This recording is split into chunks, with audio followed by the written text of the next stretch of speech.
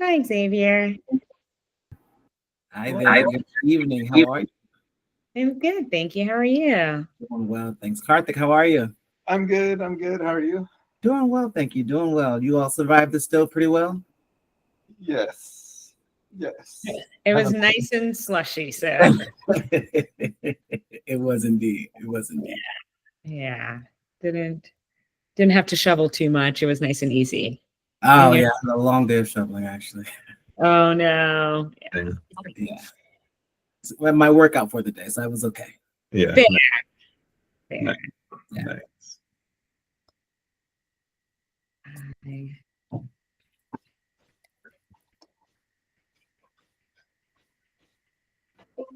Cool. All right. Welcome. Welcome. We will get started in. Yes. Hello, Kelly. How's it going? Good. How are you guys?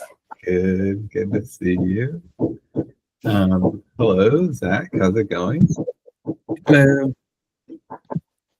We're just waiting. So I did get a message from Lizzie saying that she couldn't make it. So we're just waiting for Naomi.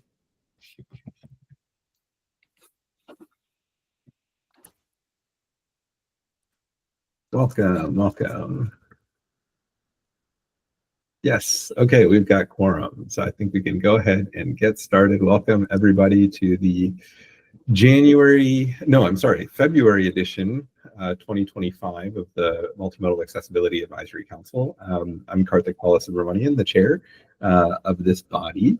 And actually, I think we all know each other. So I think we can probably skip introductions except for one person who is very important and special. So I will let her introduce herself. She's our new administrative assistant, Nao. Can you introduce yourself? Yes. Hi, everyone. It is such a pleasure to be here with you. I'm really excited to work with MAAC DC. I am a close neighbor of Karthik and Ashton's, and I have been a Southwest DC resident since the 1990s, with like some time where I left for a bit. But DC has always been home. And as an avid biker and walker and public transport user, I'm really excited to work on creating more access to public transportation and really getting more insight into other perspectives of the importance of the community. So thank you so much for having me. I'm really excited to work with you. Let's dive deep. Yeah, totally. So yeah, Nao, I'm really excited for Nao to get to know you, Kelly, and Naomi, and also Lizzie, and also Nao's going to help on the recruitment pitch and to recruit our last two community members, and then also just kind of across the board help us level up. So yes, so I wanted to begin with announcements. So we got some info from an organization. This is Transportation for America, and also the Office of Disability Rights. Peter Steffen will be talking about the Olmsted Plan, which is different from the ADA transition plan that we're going to be talking about today. They're calling it a teach-in in honor of Transportation Equity Day. This is on the 27th or actually, I'm not sure if the time is on here, February 27th, on 13th and I, but there is a link in here. Let me actually put this link, or actually, Nao, would you mind putting the link in the chat? You can get to this agenda with all the links at maacdc.link/agenda. That way, and one thing that we're going to hope to do starting this meeting is starting to basically use this document to be both our agendas and our minutes going forward. So I'm excited about, and you'll always be able to access that maacdc.link/apply. I'm sorry, MAAC DC macdc.link/agenda. And then, as always, kind of the announcement for our two, we still have two community member openings. Love to diversify in multiple ways.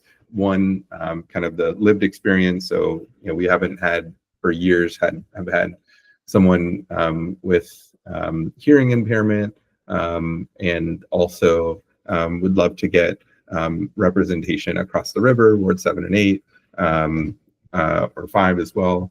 Yeah,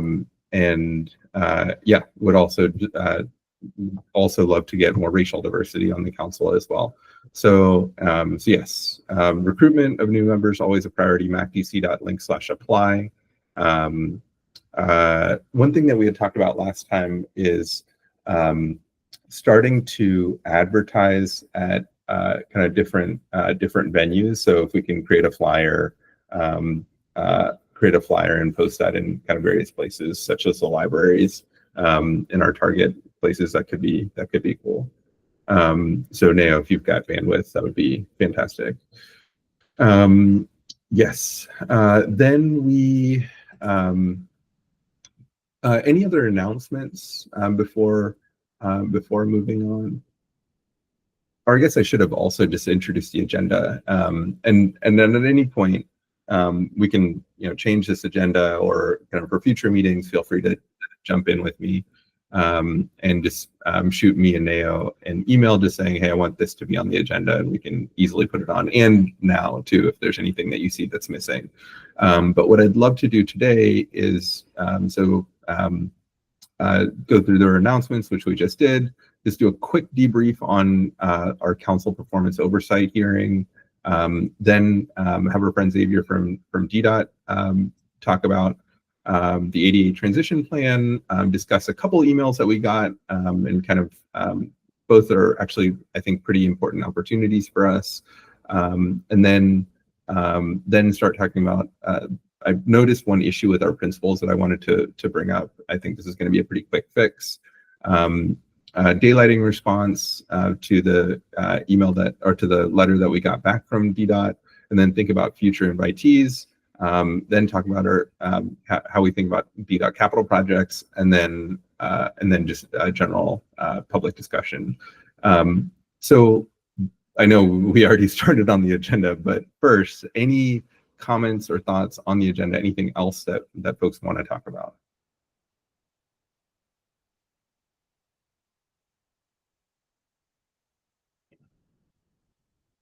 Please remember, always feel free, like if you ever want to add anything to the agenda, email me anytime, or just bring it up in the meeting. We can do it on the fly too.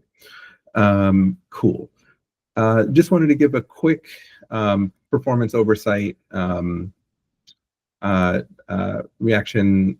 So this is totally on me. I wish I had sent this out earlier. This deadline totally crept up on me. Thanks. So Kelly and Lizzie both kind of read through. Thanks for looking at that on relatively short notice. And then feel free, like, for future meetings or for future oversights on February, definitely hoping to get an earlier start. But I realized that I think it was like a day before or 2 days before, I was like, oh wow, this is due on Monday. So I was like, okay, let me just hurry up and do this. But yeah, basically kind of outlined, what their questions were, who's on the council, who's missing, in terms of like how many vacancies do you have, when have you met, what have you spent money on. We do have $10,000, and actually at some point it would be great if I was hoping to bring this up with the full council, but we do have a vacant position for secretary and treasurer. We get $10,000 consistently. We've spent nowhere near that. Last year we spent about $4,000 of that $10,000. I think we can do some cool stuff, in this upcoming year. They asked for all of our resolutions that we passed. So our principles, which actually we got a great question about from the chairman of the Transportation Equity Committee, on the DC Council, Chair Charles Allen, about our principles, which was great. Our capital project consultation letter, daylighting letter, DDOT response, the WAV letter, D.AV regulations comments, the insurance minimums that we had talked about, and then questions. This was actually, I think this may have been before your time, both Kelly and Naomi, and responses. This is definitely something that I want to follow up on this year. What basically what we've done, what they were asking, this is just more narrative about what we've done, what challenges we face. Well, we're missing two community members. What's the state of Vision Zero? Like we're supposed to have 0 deaths and serious injuries. We've had way more than that. I specifically drilled down on their response. I'm not sure, Kelly or Naomi, if you saw if their response to DDOT's response to the daylighting, our request for daylighting, which is a legal requirement, and I was super disappointed with the response. Yeah, it's definitely something that I want to follow up on.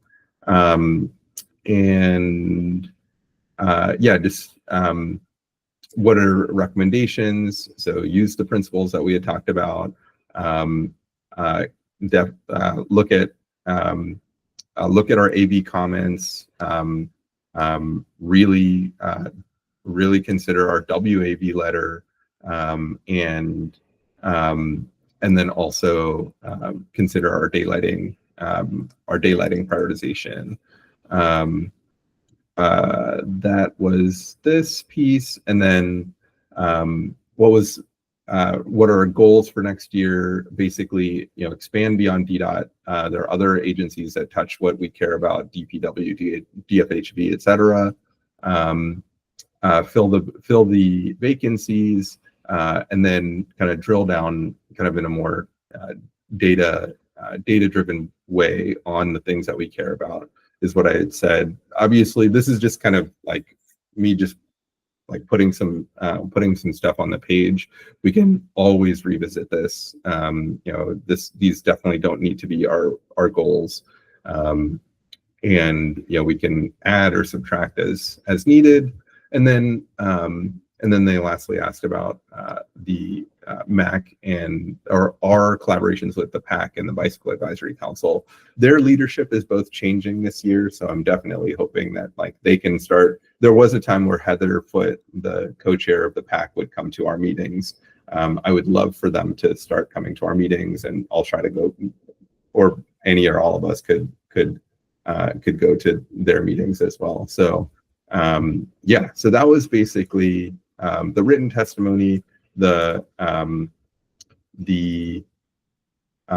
oral test. Oh, I think I wasn't sharing my screen. Sorry, but I think I was just sharing the agenda. But you can click through and see these. The oral testimony is basically the same, but just condensed so that it could fit in 5 minutes. With that, I will turn it over to Xavier to jump into the ADA transition plan, and we can discuss. All right, thanks, Karthik. I appreciate that. Good evening, everyone. For those whom I've met and have not met, my name is Xavier Davis. I am the Americans with Disabilities Act Coordinator here at the District Department of Transportation. Thank you all for letting me join your meeting this evening and letting me present about DDOT's transition plan update that we're going to be presenting to Federal Highway Administration. So I wanted you to take this time, and Zach is going to be sharing the screen for me there. Take this time to present to you a little bit about and I've presented to the group before about what I do at DDOT. So briefly touch on what I do, and then talk about the transition plan, and then kind of hear from you, and then provide you options to provide additional feedback should you once you go back and review the plan that we have. So with that, we shall get started.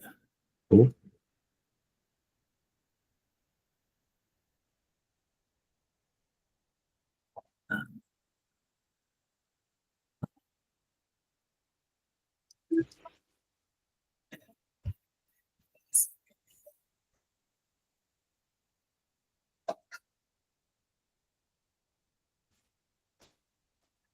And so the agenda will pop up soon. And then, so the agenda starts off with introductions, which I've done.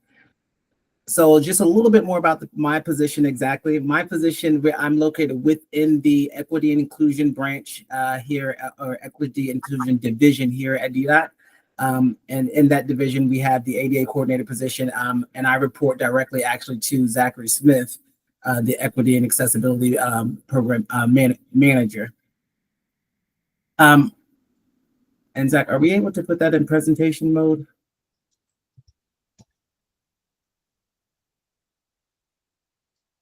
All right, so looking at, the Americans with Disabilities Act of 1990, and it should be coming back in just a second. Sorry, let me try that again. That's okay. And we also, I'm going to, just in case it's interfering, I'm going to stop presenting on my end. Maybe that's the issue.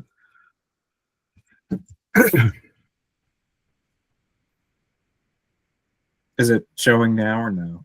It's not showing now.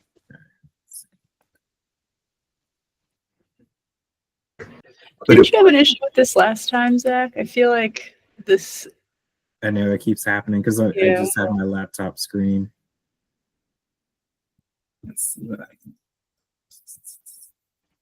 Yeah. It doesn't like you, Zach. I know. But it was showing before, actually. Just there it is. There it is. Perfect. Yeah. Excellent. All right, so the Americans with Disabilities Act of 1990 essentially is what governs me as an ADA coordinator. As you all know, the ADA, as it's commonly referred to, is composed of 5 different chapters or titles. So these 5 titles are here. And then specifically, there's some local legislation listed here that also governs me as an ADA coordinator here at DDOT, or even with the district government. You can proceed, Zach. Here at DDOT, we deal with actually 2 the most common titles of the ADA that we deal with are titles 1 and 2. 1 with employment, so I deal with all ADA related issues for all 1,400 plus employees at DDOT. And then with public transportation, which is Title 2, in which I deal with at DDOT. Now, besides just dealing with Title 1 and 2 at DDOT, of course, I am a steward of the ADA, which I am an avid believer in the ADA and look to advance the ADA in every means necessary. So there are always chances for advancing the ADA, and any chance that I get, any way I can help in advancing the ADA, I always encourage people, give me a call, shoot me an email, let me help the best way I can, and giving my limited role as the ADA coordinator. We can proceed, Zach. Now, specifically, Title 2 deals with public transportation and access to public transportation. And so many people will say, well, what's this ADA transition plan? Why do you have to have it? It's a requirement of federal highways. And we have to present a plan for which we will transition, as you would, our non-compliant assets into compliant assets. Specifically, there's additional legislation. Zach, you can go to the next slide. So here's the 28 CFR section that really outlines what a transition plan is. And these slides will be available for everyone to kind of look at what a transition plan is supposed to be composed of, how often we are supposed to submit a transition plan, things of that nature. This is what governs how we compose our transition plan and what we present to federal highways each year. Now, each year we, the District Department of Transportation, are supposed to present a transition plan to federal highways, and they will either accept it or ask for some modification or ask for further details. And if they feel like they've got sufficient details, they can accept it. And pretty much, again, what the plan does is talk about the work we've done in the prior fiscal year, the work we plan to do, and what's our goal for bringing our non-compliant assets into compliance. Proceed, Zach. Now, when I talk about the ADA transition plan, so while I said we present this once a year to federal highways, this is a living, breathing document that we are constantly working. I'm constantly working on, updating. looking for input. So why I'm presenting to you all is that I want you to kind of understand what the ADA transition plan is, what it's composed of. I'm going to provide you a link where you can find a draft ADA transition plan, and then I want to hear back from you. So we're going to leave about a 30-day window for you to just provide feedback to us about like, hey, what I see in the transition plan, what I want to see more of, what I like, things of that nature within the transition plan. We want to hear back from you from that. So this document is not just my document, it's actually our document. So you all, the community, not just the MAAC, but all members of the community are welcome to provide feedback about what you want to see in your transition plan. I maintain it for you, but I want to know what you want to see. Zach, we can keep going here. All right, so when I talk about non-compliant assets, what assets am I talking about? I'm talking about things like your sidewalks, your curb ramps, your transit stops, your APS devices, those accessible pedestrian signals. We're talking about all of those devices. And so we want to know are they in compliant with the ADA or they're non-compliant with the ADA? So each year what we do is that we report out to Federal Highways about the monies, like the dollar amounts that we've spent bringing these assets into compliance or even maintaining these assets.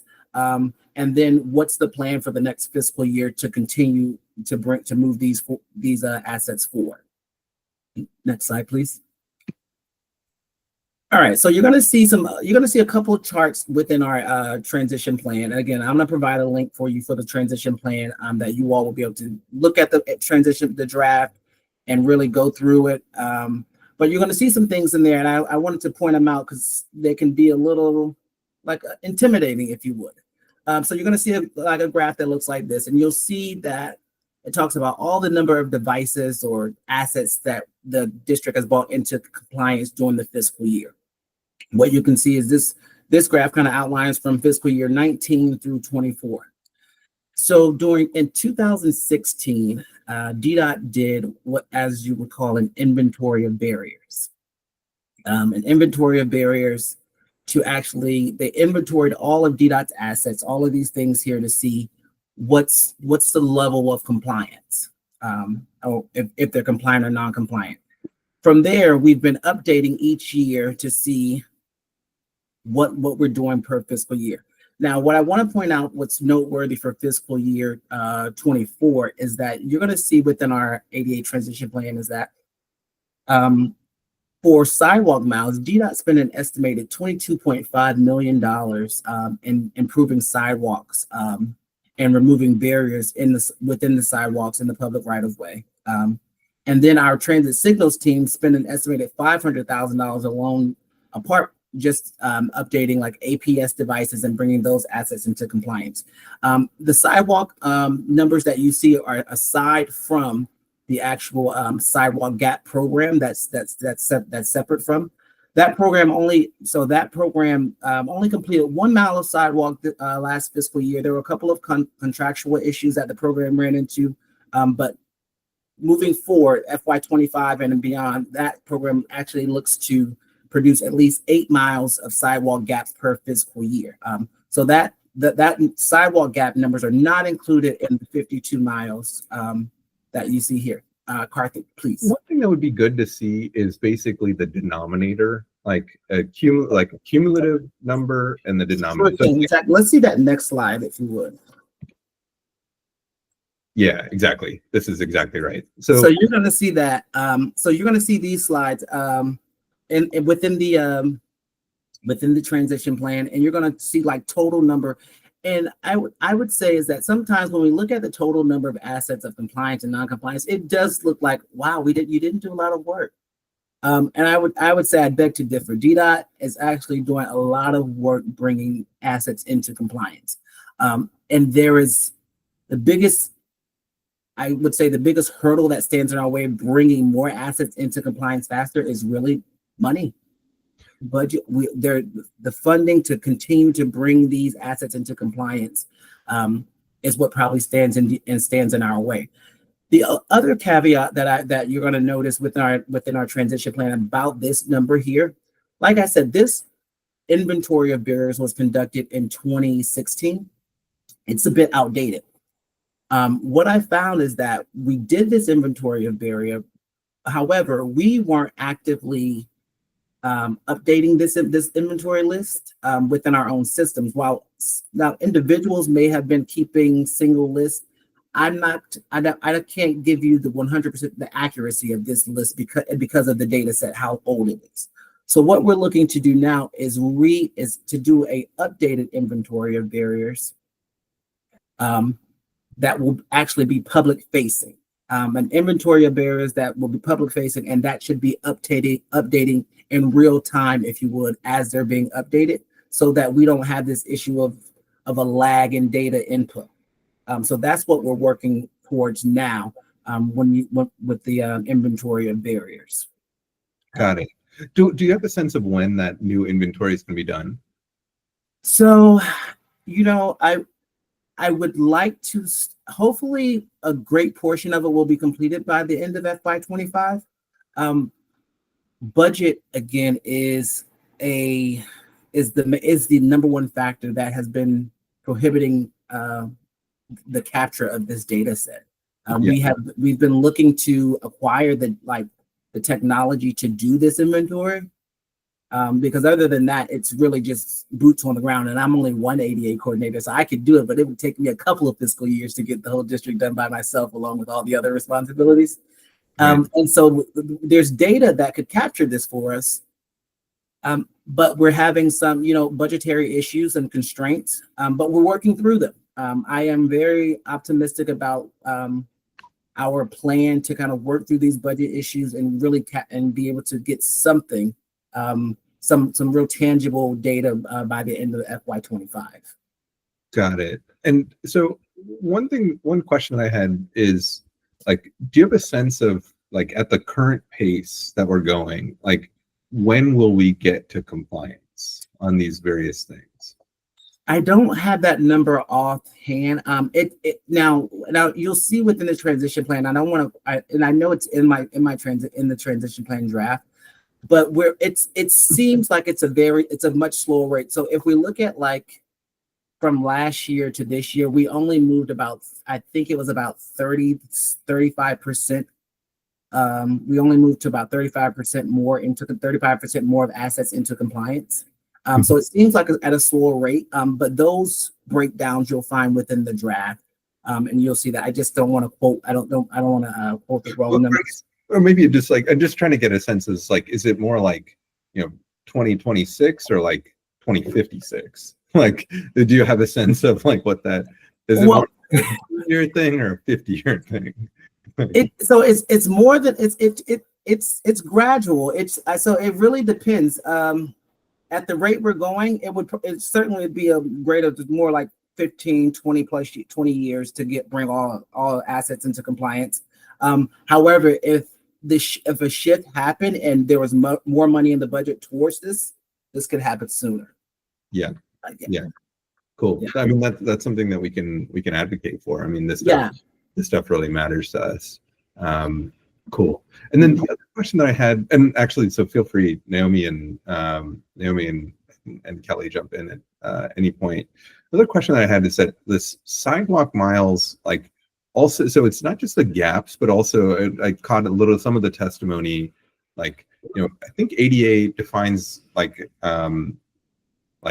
sidewalk trip hazard as 1/4 inch, and there was some back and forth on this, and it didn't seem like the director really saw that as kind of an emergency, so is that considered compliant or non-compliant? So if there was let's take 1 mile segment, or even it can go down to just one block of the one kind of slab of concrete with a 1/4 inch trip hazard. What does that do to this metric? Does that make the whole mile non-compliant, or how does that work? That's a good question. So I don't know how that's calculated in there. That's a good question. I can actually get back to you on that, but Yeah, I would have to get back to you on that because I don't want to be misquoted on that. Got it. Yeah, because I know that that's something that was something that came out of this hearing that I think would be good for us to follow up on. Probably, welcome, Heather. Also, something that we might want to work with the MAAC on is sidewalk quality is, for us something super important. So, which we share with Heather. So, and the MAAC. So. Yeah. So, well, sorry to keep interrupting, but No. You should. I welcome the questions, please. And I'm just taking notes here as well. In fact, then we can proceed to the next slide. And then I also wanted to kind of emphasize to the group is that, with the ADA transition plan, and you see like these numbers, and you're going through the plan, and you're saying the data set looks like they're moving very slowly. And I want you to be encouraged that the district is actually, DDOT is working at fast rates, but we're also ensuring that we're producing quality over quantity. Our drive and that what we've been talking about in our trainings is that we want to ensure that when we're building these assets, if we're touching these assets, is that we're actually bringing them into compliance. And Kelly, please jump in. Thanks. I wanted to ask about, I've had this experience when assets were being worked on that then it was inaccessible. So like a curb with a ramp was being worked on, two, and both ramps were inaccessible. So I just wanted to put it out there that while the work is going on, we need to continue making pathways that are accessible, like as an alternative. So just wanted to raise that as a question as part of the plan. Absolutely. And so what we have is that part of all of our contractors have to submit traffic plans before performing the work, and they're actually required to make safe accommodations during the construction process. And I know, as we've spoken before, about some of the violators. And so there are violators, and what we do with violators is we have to go, we find them and we ticket them, stop work orders, things of that nature. And if need be, documented on the contract. So it should not be. Now, does it happen? Yes. And what I say that is if you notice that, and I tell individuals all the time, I'm always looking for it as well. If you see construction happening on one side of the road, at no point should it be happening on both sides of the road that it is making both sides of the road inaccessible. We should be providing an accessible route even during construction with signage that outlines when where the accessible route is, and then when the actual asset is actually closed or open. So all of that should be marked by signage. And when that's not happening, I encourage you to either give 311 a call, enter a 311 ticket, or shoot me a message as well. You can shoot me an email or something of that email as well, or give me a call, because we'll get one of our public space inspectors out to enforce that rule. So it's a rule that has to happen, but we've found violators of that rule. Thank you. Of course. And next slide, Zach. When I talk about the quality over quantity, as these assets are being brought into compliance, there's documentation that's happening behind the scenes. So it's not that we're just taking the word of a contractor saying, "Hey, this is fixed." There has to be written documentation, pictures provided, things of that nature that we keep in our records. Now, I'll tell you that even with that, there are sometimes an asset cannot be brought into full ADA compliance. And what we say is that we're going to bring this asset into compliance into the maximum extent feasible. Now, that shouldn't be the norm. That's actually the exception. But sometimes you will find that, wait, I saw that this asset was rebuilt, but it still seems that it's a little off. And so sometimes it's because there are a number of factors that that are in the field that could prohibit from bringing a asset into full compliance. And when that happens, just know that the DDOT and our contractors have done some documentation on the back end to ensure that we're documenting why we can't bring this asset into compliance, or what's the issue and what's stopping us from bringing it into full compliance. And so we're going to build this to the maximum extent feasible as it relates to the ADA. Next slide, Zach.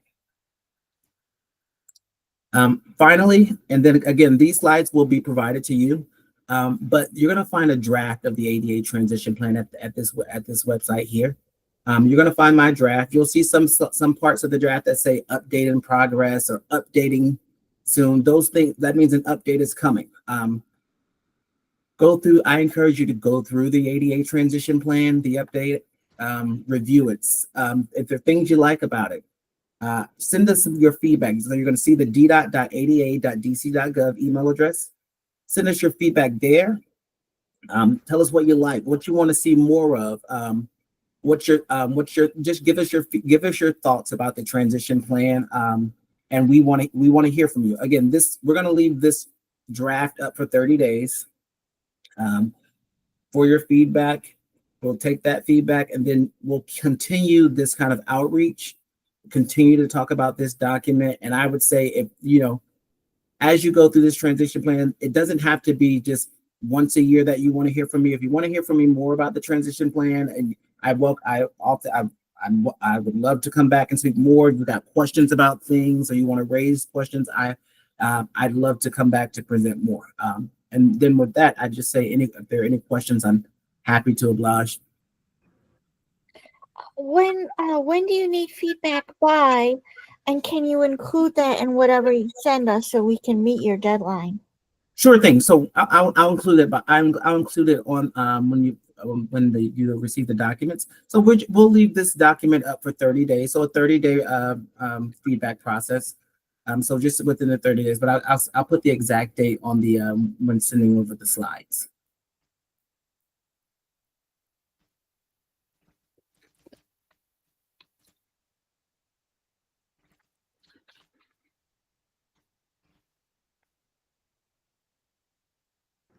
Thanks so much. No problem. And any questions? I'm gonna stick around for the. I'll be around. So if you have any questions, anything come up, happy to help. And then if you think of something, that d.ada.dc.gov, that's always the best way to reach our team at DDOT anyway.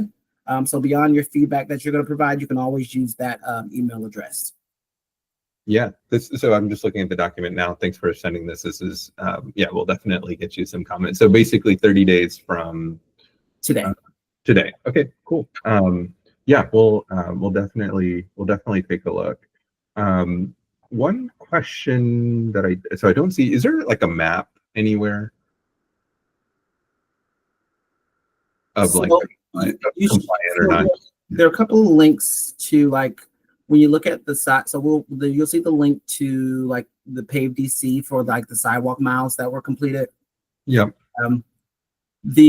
So we have not, part of that inventory of barriers, we have not mapped out where you see like the locations completed for like APS devices. Those have not been put on the GIS map yet. Yep, got it. Okay. Those are the things that we look to do and look to make more public facing. Okay, cool. That's but great. But you will find like those locations listed. Yeah. But just not mapped out. Got it. And then how does this connect to the Olmsted plan, if at all? This one, so the Olmsted plan, only a portion of this connects to the Olmsted plan. So there's a portion of the Olmsted plan where we our goal for like sidewalk mileage. Yep. So that's the only link. So that's the only thing where I would say the two connect. But then the Olmsted plan looks at other things from DDOT, like how many building permits did we review for accessibility? Right. So those things we look at in the Olmsted plan, and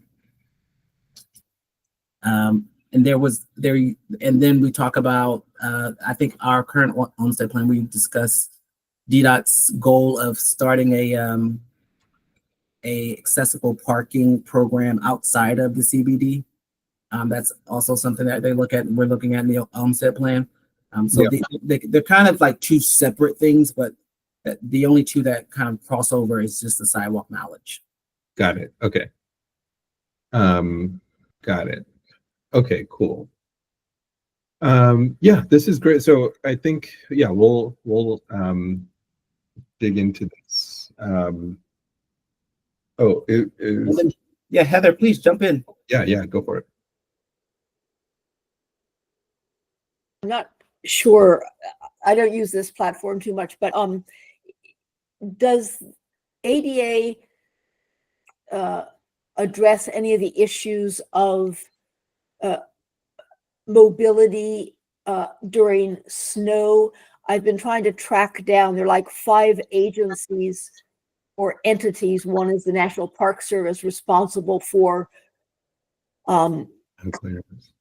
snow plowing. And last night, would that be before the storm, I was talking to some Spanish-speaking guys in the park in front of my building, and he was providing some very detailed things. They were from DGS. They're providing some very detailed things on where the plowing starts and stops at the ramp and who was responsible. Javier, is there any place where it's written down that which agencies, there are 4 of them with DC government, and then there's National Park Service, about who's responsible for what? And then the other issue, it's maybe an impossible challenge, but when a plow comes through, they may plow up snow on a ramp that's been cleared by a human being. Yeah. And we had the pedestrian advisory, I'm here in my personal capacity, but the pedestrian advisory council had then interim director Spriggs from DPW come in November of 2022. There were no storms for 2 years. He was very impressive, and he talked about in detail about the training that they were giving to the DPW plow drivers to try to avoid just that problem. But now is not the time to follow up with him, but I'm just wondering whether you or Peter or somebody else might have it written down, who does what. Thank you. No problem. So I'm going to look for the written policy of who does what. I know that it's delegated who does what. I'm going to find that written policy to see if we can find that to share it with the group. And then I'll say is that I think that, and you'll hear that our Director Kirschbaum kind of spoke about, there's some further coordination needed about when plowing to ensure that we're not plowing snow up right in the crosswalk or right at a ramp. And I think the director acknowledged that during her testimony about there's some more coordination certainly needed to ensure that that's not happening. I know that it's been discussed, but I know that we continue to hear that complaint at times. So there's certainly some more follow-up that the agency will be doing in coordination as it relates to that.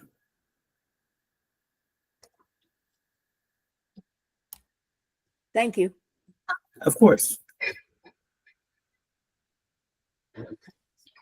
Anybody else? Any other questions for Xavier?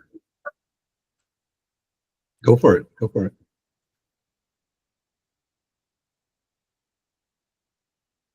All the buttons. Can y'all hear me? Absolutely. Okay, cool. Thanks, Xavier. So I myself do not have disabilities, but I have several loved ones that do. So just to give that context, I recall a couple of years ago, and you may have covered this, and it might have been that I had to step away for a moment, but a couple of years ago on performance oversight hearings, that there was some debate about the materials that are used in places with more historic character like Capitol Hill and the types of pavers that were used, and that if you have one little paver that goes up, it's quite it can lead to a not so great situation. I recall that there was some conversation about looking into alternatives or trying to figure out some better options. Did you talk about this? And if you did, I will be quiet and I'll look at the notes after the meeting. And if you didn't, are there any updates on materials that you all are using? I know also, like, I live on 4th Street in Southwest, and y'all recently redid the sidewalks in front of my building, and I love the material that you used because we had a lot of tree root issues, and so now it's very smooth. You don't have to worry about the pavers anymore, and I'm wondering if that's going to be a standard that you're going to use moving forward, so that you don't have to continually maintain, as our wonderful trees wreak havoc on our sidewalks because we're going into their space as much as they're coming into ours. Yeah, great question. So I didn't cover it. So you're in the clear. I didn't cover that. There's always discussion about, so with the historic districts, as you know, it's very tough to even get like a temporary solution of things of that nature. What it seems like what you're discussing in your building is a material, what we call flexi pave, that we use that will kind of go over the tree roots, but it doesn't damage the tree roots as like the concrete would. So we have a lot more flexibility outside of a historic districts to use a material of that nature. But then there are other things to consider that have to be considered when that material is used, like the durability of the material, like if it can actually hold up with the tree root, or if we actually cover the tree root, how steep that slope becomes, or because sometimes even with just putting a smooth covering over it, it's still a hill, and there's something else that we have to consider when we're looking at that tree, or some other things need to be considered. So I would say that we actively think about this issue, and we're always adjusting how we we look at this problem. We don't have one set solution for like tree roots or things of that issue. For like missing bricks and things in the historic district, that is an active conversation. As you heard the director talking about, that's an active conversation that we have not found the solution to, but we really are looking to find some sort of solution. And there are things I'm throwing things out left and right for solutions, but we're trying to come to some solution about it, but we have not found one yet. I'll keep my fingers crossed you can find that unicorn. I see Naomi has her hand up too, so thank you. Of course. Hi, thank you so much for presenting. So I'm neighbors with Ashton, I guess. I'm a couple buildings over, so I have a question, I guess, related to the same sidewalk replacement that she brought up. So I reported the tree roots on the 311, and I'm really glad that this material has been overlaid over top of the tree roots. But just one concern I have, and I'm wondering if this factors into your decisions about sidewalks. It's very, very steep now. Like, I use a wheelchair and it's a power chair. I don't have a problem, but there's honestly, it almost feels a little roller coaster when I go down it. It's a pretty steep incline, and I'm wondering if manual wheelchairs and people with walkers or canes might have a problem with that. And I just think this should be a factor in these decisions as well. Yeah, and it should be. And I can take a look at that location to see. And what's do you want to give me just an address for that location for me to just take a look at it? Ashton, what's the number on 4th Street Southwest?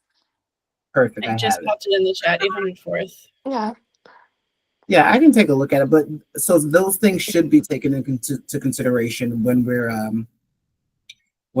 deciding to use that flexi pave, and then like the condition of the tree, the age of the tree, all of these is there an opportunity to kind of bump out the curb? All of these things are taken into consideration when we make the decision to do the flexi pave. But sorry. Oh, I was just saying, I'm glad to hear that. And I mean, I don't know if the replacement only happened because my friend and I both reported it, or if this was already on the radar for the city, but it's definitely made a big difference. So I am glad that there has been a change in this location. I'm glad to hear that as well. But I will look into that, and I will see, just ensure that all proper precautions were taken and considered. Great, thank you. Of course.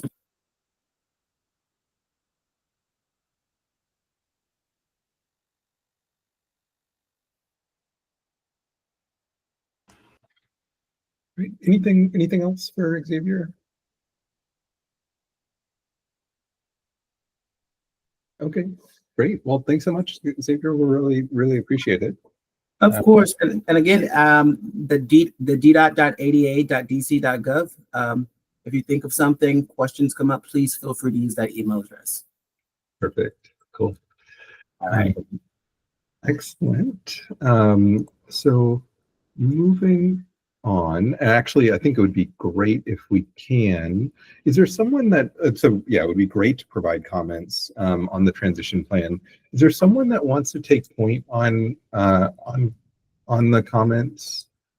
I think this is a great opportunity for us to weigh in.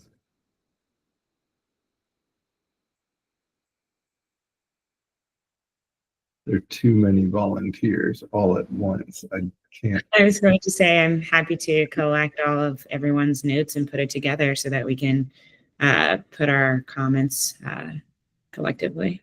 Perfect. Thanks, Nao. Nao will coordinate.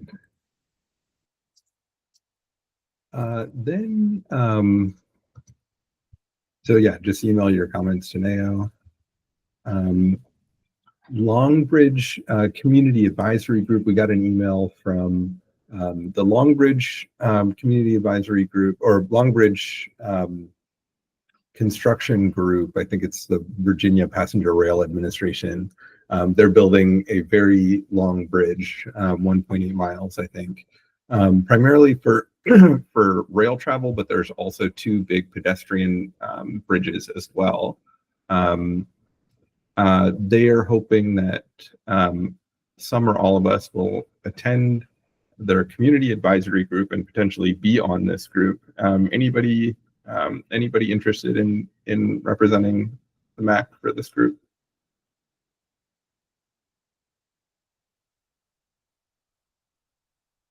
Do we know where this is, Karthik? I'm sorry, it's not familiar to me. So maybe someone who lives in that area could best help. Yeah, so basically it is connecting the Virginia side. So basically it's across the tidal basin. It's connecting the Potomac. It goes across the Potomac and also the Washington Channel. So basically across the East Potomac Park, then eventually makes its way into L'Enfant.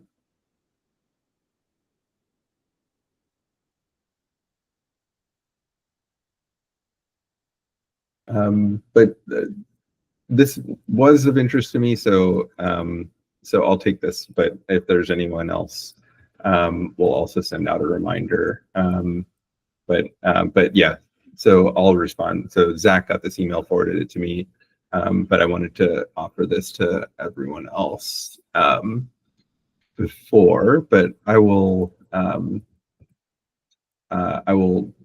take the lead on liaising with this group. MAAC resolution on critical wave service failures. This was great. So we got a response from Jonathan Rogers, who and was very positive, and he is very eager to meet with us for DFHV, the director of DFHV. So I think we should invite him to our next meeting. And also he mentioned there's a DFHV Accessibility Advisory Committee that our former chair, Heidi Case, is the chair of. And I think it would be great for, and he suggested, Jonathan suggested that we connect with them. I think it would be great if we have a liaison from the MAAC that will go to the DFHV Accessibility Advisory Committee meetings. Is there anyone who wants to take point on that?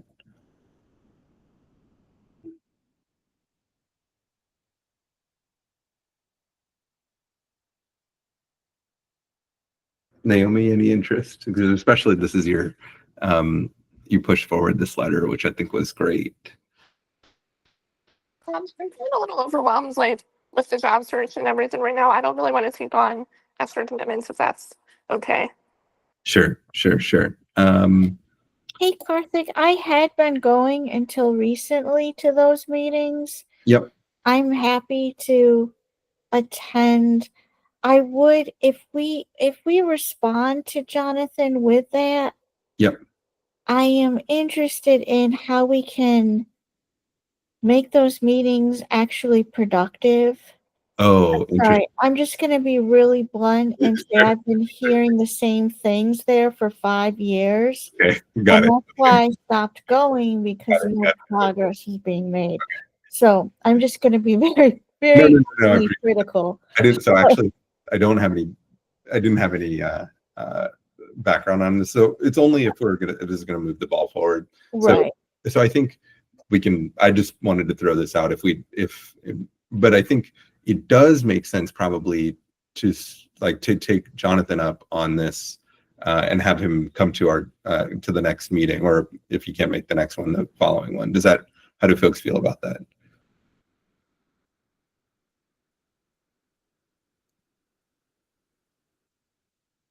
I would agree. And I'm not saying I won't attend those meetings, but No, that's good give feedback. myself some There's hot no reason. chocolate or something to reward myself.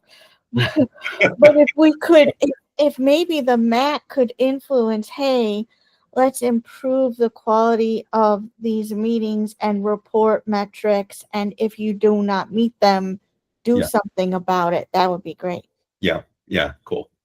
That's great. So let's put this on the back burner, and let's just start with meeting with Jonathan, and then go from there.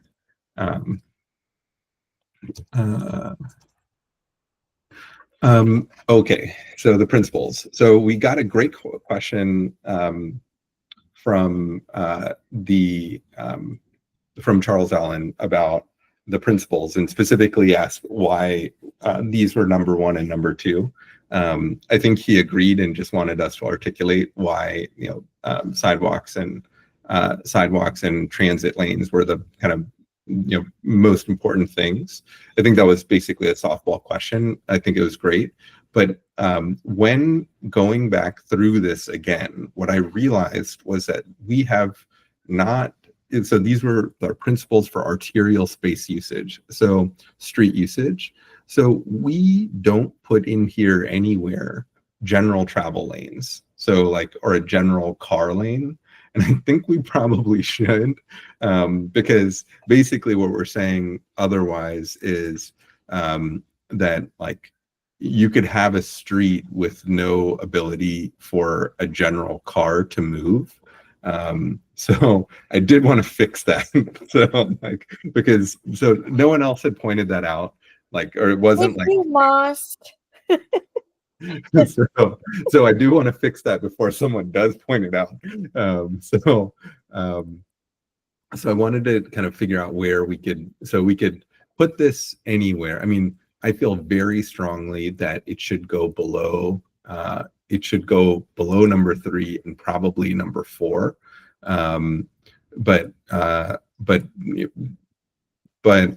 probably above, definitely above 8, and probably above 5. So this is where I think we should put this, is right here, but I want to get your thoughts.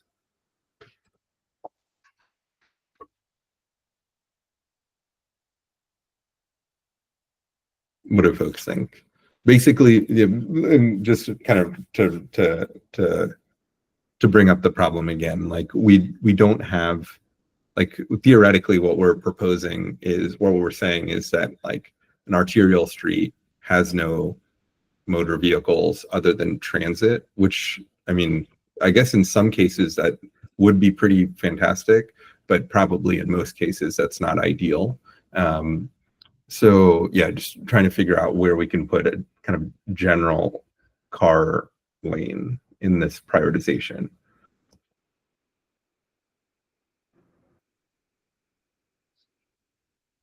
Hey Karthik, do you want to make a change Oh, marker and Ye- then we'll just look at it, or I thought I was sharing that screen. oh Sorry. no worries. I was sharing the wrong screen. I was wondering, it's like, dang, I was like basically trying to, no one is saying anything. Okay, there we go. Okay, so here we go. So yeah, so right now putting this outside, we've got these 9 priorities, and nowhere. So just to reiterate our priorities, we've got first and foremost, wide, smooth, connected sidewalks with curb cuts. I also wanted, if we're going to reopen this, I also want to say on both sides of the street, if folks are amenable to that.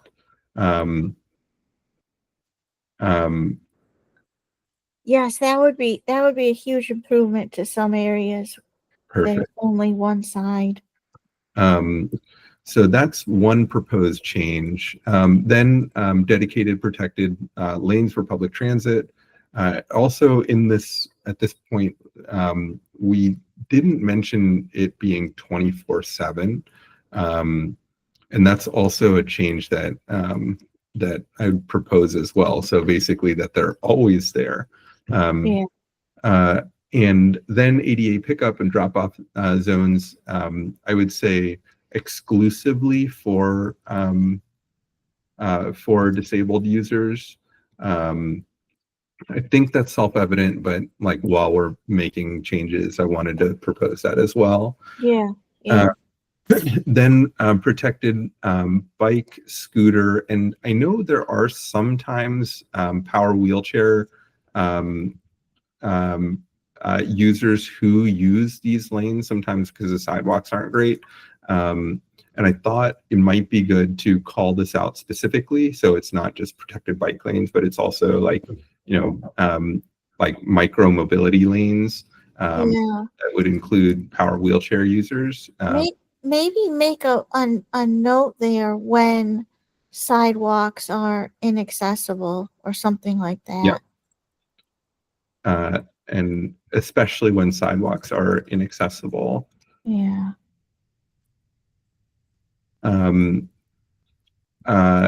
So these are the proposed changes so far. Bike and scooter parking as hardened daylight infrastructure to keep the devices off the sidewalks. Then ADA only parking with 4-hour limits, ADA accessible streeteries after that, then tree boxes, then truly market price car parking, and that's the last priority. So the thing that was missing was this general vehicle travel lanes, and my proposal would be to put it right here. So basically after transit lanes, after PUDOs, after micromobility lanes, but before basically other types of parking, whether it be kind of bike, scooter parking, ADA, longer term parking, streeteries, tree boxes, and market price car parking. It looks reasonable to me for what it's worth. Although I would be okay with putting it as the last one. So I guess so. The only thing is that I kind of want us to like because so there's part of me, for me, is just like, okay, like, do we want that is like aspirationally, I think like it's important like to be super aspirational, but then at the same time, like it was cool to see that I forget what she was presenting on. Yes, I remember she was presenting on South Dakota Avenue. The project manager, the DDOT project manager for South Dakota Avenue, we showed her this and she was like, "Oh, this is really cool. I would love for us to use this." And I think like in order for us to be taken seriously, I think that's where we need all right. that's my thought. I guess being a little reasonable helps. So, Thanks, Karthik. but I but wonder, I'm totally with you. does it fit after 6? Because I feel like you are pushing really hard and in really important ways on daylighting. Mhm. And I think that, I don't know, it could keep, So, because I mean, theoretically, you could have someone that says, okay, well, we're going to comply with 1 through 5 and not do anything else. And yeah. I mean, that's obviously an extreme version of this, but I feel like maybe a compromise between what I would side with Kelly on this, but it's a compromise between our radical view and your much more reasonable view, is to put it after 6, both because daylighting is good, and there are so many issues with keeping things off of sidewalks. That's a huge issue for folks riding wheelchairs and who have other mobility challenges. And so, Yeah. I don't know. Maybe that's a compromise. Yeah. No, I mean, I think it also does keep the focus on the kind of the importance of that we're placing on daylighting. So I'm totally amenable to that. I mean, that totally makes sense to me. Kelly, thanks for nodding your head. Naomi, any kind of big picture thoughts? How do you feel about kind of the changes that we're making so far? Yeah, I think everything looks good. Okay, perfect. Okay, then I think or any other while we're opening this, like any other changes that folks want to make to this? Okay, so I think then I'll motion to call the vote. I'll motion to adopt or revise the principles that we previously adopted on October 8th, 2024 with these additional changes for clarification. So I think we'll need a second. Second. Perfect. So I'll call the vote. All in favor of revising these principles to reflect the changes that are on the screen right now, say aye. Aye. Cool. Aye. So we have revised unanimously, and all of this red text can now become black, and we have adopted our February 20. That's actually don't know what the date is. Then let's just call it that, and we can fix that later. Cool. All right. Perfect. So that is one thing that I wanted to bring up. So that has passed. It's wonderful. Let us come back to our agenda.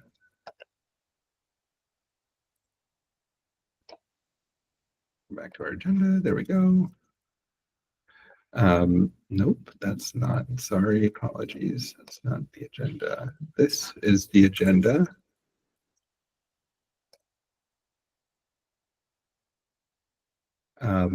Yes. Okay. So tweaking the principles. Right. That passed. The daylighting response, I don't know if folks saw that response. It was super disappointing. It's basically, I actually spent a little bit of the testimony kind of elucidating why it was disappointing. That basically they were like, we're not going to do this. And it's one tool in the toolbox. I think I would like to start,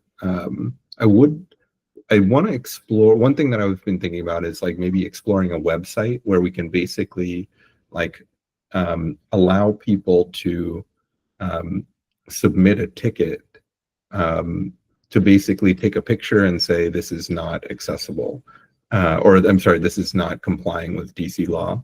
I want to explore how difficult that is. I realize that people can submit a 311, but that is like, and that was honestly a little bit frustrating to me, where they basically were like, just submit a 311 and it'll go into the TSI system. And the TSI system was like very, like, that really made me frustrated, because basically what the TSI is, traffic safety input program, where basically people say, hey, I think this is unsafe. DDOT goes through scoring, and then we'll only do 800 per year. And so it may be the case that that something that is a violation of district law won't even be looked at for years by DDOT. And it's like this is not like an optional, like, oh, I want like a cookie. It's like, no, this is actually like somebody is going to get hurt. And it's also a violation of district law. So I do I want to explore like kind of building out a website specifically to track this stuff. So I just wanted to mention that. I'll do some more research and we can discuss this further. I'll present what I find at the next meeting. Also, just to cut in, sorry, real quick. I was at one point doing some, I don't know, side project on daylighting. And I think one issue that I also encountered, maybe it's been remedied since then, this is maybe a year or two ago, was that there isn't, as far as I recall, a 311 request specifically for daylighting. Like you have to figure out or I found it very unintuitive what the right 311 request is, because if someone, for instance, is parked there, do you put in a ticket, like someone is parked illegally? Do you put in so it's a little bit unclear what the right path forward is. And so I think it's a great idea to put these in a place that you can see just how ubiquitous this issue is. And also, if you have photographic evidence to say, oh, look, there is a car parked here, even though it says it's this, or, I measured the distance between the crosswalk and this, and it's only 10 feet and it should be, or whatever the case might be. But I think, I was getting these daylighting requests basically closed because the folks who were trying to categorize where it should go didn't understand what daylighting was, or they were just taking my initial, like the best that I could do with what I had and not interpreting it correctly because they're at OUC or they're, in some place in DDOT that might not understand what the actual ask is.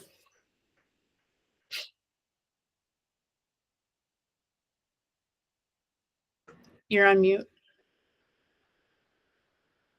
Yeah, 100%. Among kind of a bunch of other reasons why the kind of 311 I think is not appropriate for this type of kind of safety and legal violation. Yeah, 100%. Cool. Any other thoughts on daylighting, the response? Is it worth responding to say 311 is inadequate and or provide better clarification about how you want people to report? Yeah, it is. Totally. I think, 100%. So let me put that. I can also take a look at the app and make sure that I'm not giving outdated information. But if you don't hear from me, assume that that is still true to the best of my knowledge. Yeah. Perfect. Yeah. Yeah, for sure. So yeah, we can do that, and I'll take the lead on the response. Cool. So that is daylighting. Then invitations for future meetings. So I think for next time or the following time, we've already got a willing person from Jonathan. So we will definitely be inviting him soon for DFHV. Then we also, last time we had talked about inviting DPW's director, Timothy Spriggs. I think that's who the director is now, and possibly has been. For sidewalk snow clearance, we had a large conversation about that last time. So I know that we want to talk to them. We also definitely want to invite DDOT director. Apparently she's actually been to the BAC multiple times, and the PAC also. So I think, I'm not sure if Naomi or Kelly, you were on this call, but last time she she came to our April 2024 meeting, but she had to leave almost immediately. So we'd love to actually get kind of a substantive conversation with her on the things that we care about. But anybody else that we would like to talk to? I would like to get someone from DW as soon as possible because it's been a repeat with this snow event last night. Totally. I just anecdotally submitted several complaints last time around. Yep. A week after I stayed in a week. Yeah. No one ever responded from DPW. Yeah. So, I think I couldn't figure out how to submit it on 311, so I emailed them to DPW directly. Yeah. I've never heard a response. So I think hearing from Xavier would be helpful before then.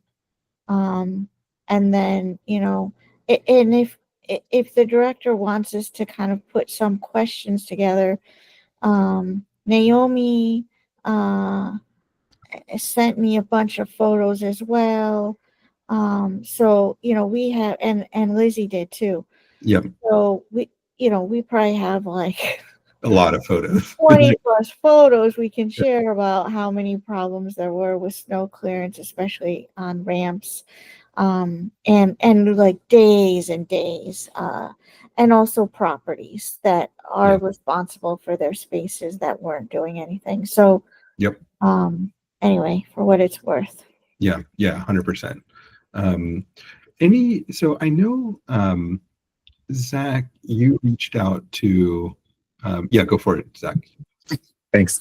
I reached out to a contact at DPW that Peter Steffen gave me, but I didn't get a response. Yep. I think if you all drafted an invitation, that would be helpful, and I could sort of help circulate that too.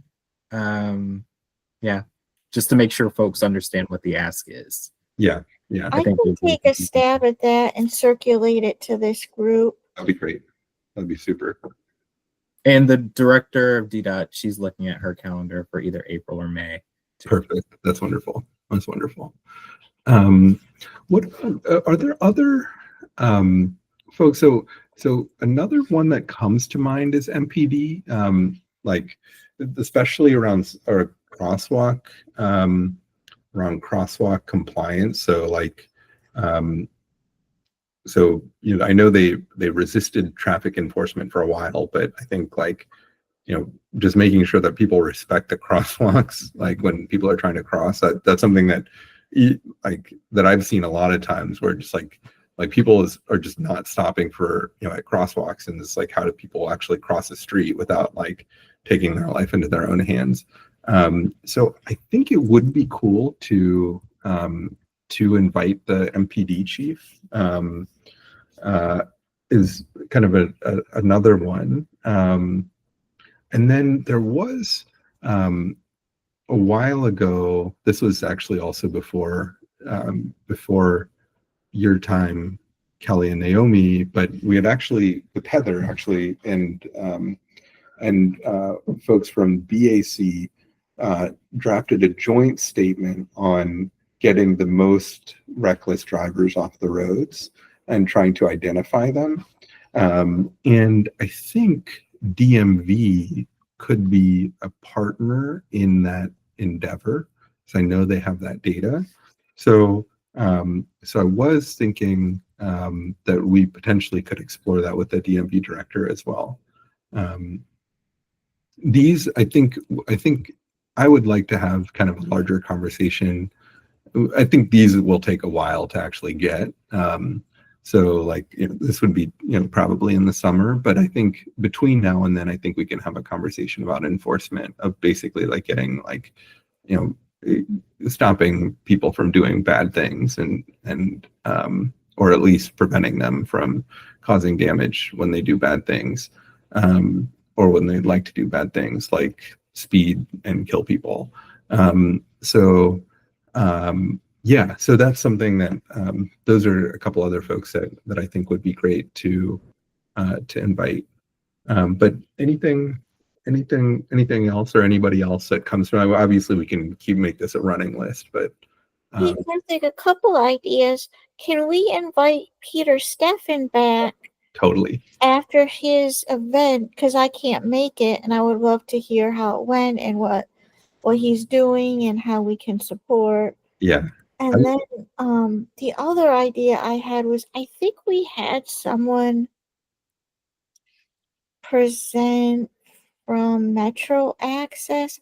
I might be thinking of a different but I would really, instead of Metro Access, like someone from WMATA Yep. Cool. to talk about metro and bus accessibility. Yep. They also have I think what's called the RAC, the Rider Advisory Council. But from what I remember, I mean, maybe it's changed since then, but from what I remember, it was not a super active group.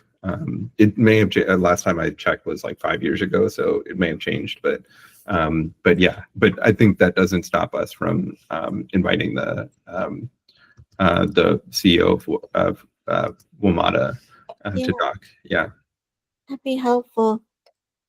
And there was someone else, but now I'm blanking. We can keep this as a living document. I mean, thanks. Yeah. So this is basically just to get us started. But yeah, I think if we can. So this is great that she's thinking about April or May. Hopefully we can get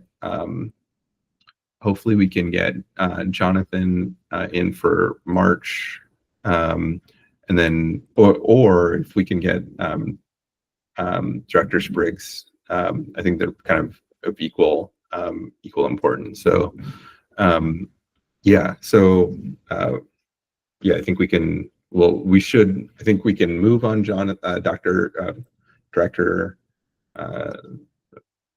the DFHV director, and then we should also move on DPW director 100%. Wanted to have a capital projects discussion. The thing I was trying to think about kind of the best way for us to kind of engage and provide feedback on capital projects. And basically what I was thinking was, like, if there are individual projects, we're never going to be able to provide complete coverage. But if there are individual projects that folks are interested in, I think what we can do, what I would propose, is basically just email the rest of the council. Just say, hey, like, I'm interested in digging deeper into this particular capital project, and then just try to schedule a time and invite the rest of almost kind of have a subcommittee on that particular project. So, like, let's say there was a capital project on 295, or capital project on whatever, North Capitol. So create a North Capitol subcommittee and then email everyone. And then that's just basically, and that will just be like at a different time. And just, that person can schedule directly with the project manager and then invite everyone. And if everyone can come, that's great. If no one else can come, that's also okay. But basically just, basically allow for us to begin to have some coverage of capital projects. Hey, Karthik, does that link go to like a list that we could look through? Yeah, exactly. Oh, okay, great. Okay. No, well, actually, kind of. It does, but we have a better list. We have a better list. This is actually a decent list, but I think we've got some more documents that Zach actually provided, which is great. So we'll also put that. I'll put that in this. I'll work with Nao. I meet with Nao on Monday, so we'll in the meeting minutes I'll put like everything that we have on that in links. Great, thank you. So I think, yeah. So, and how do people feel about that particular process? I think it's a good way to start, basically, if we can just start to get like a couple projects like in the pipeline where we can look and we can where we can provide some concrete feedback, and then pun intended. And then nobody laughed. Okay. Thank So, and then we can see from there. I mean, ideally, we can have greater coverage when we've got a full complement of people, but I don't think we'll ever get full coverage. Like full coverage, we can get better coverage. But I do want to get started on providing concrete feedback on the individual projects. So that's all that I have. Anything kind of general, anything else that folks wanted to talk about, anything that we missed or whatever? Yeah, anything else on people's minds?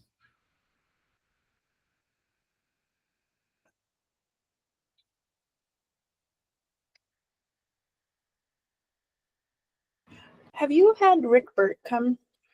No. Rick Burt is great. I've seen him present to the PAC on multiple occasions, and he seems great. So it's definitely something I think Lower priority, because I think he's someone who probably is very much a champion, but it might be interesting just to, especially if you all have ideas for research that he could feed to applicants, because he has folks that apply for Highway Safety Office grants from agencies across the city. And I think what I've heard is that, if he hears of an idea, if he has an idea, he sometimes will, whisper it into grantees' ears. And so if there is something that you see as an opportunity with MPD, for instance, like he might be able to pass that message along and be looking for that in the next round of HSO applications, to the extent that HSO will survive whatever is going on at the White House. Yeah, I think that's a great point. I think especially as it comes to when we start talking about it in enforcement. So yeah, that's great.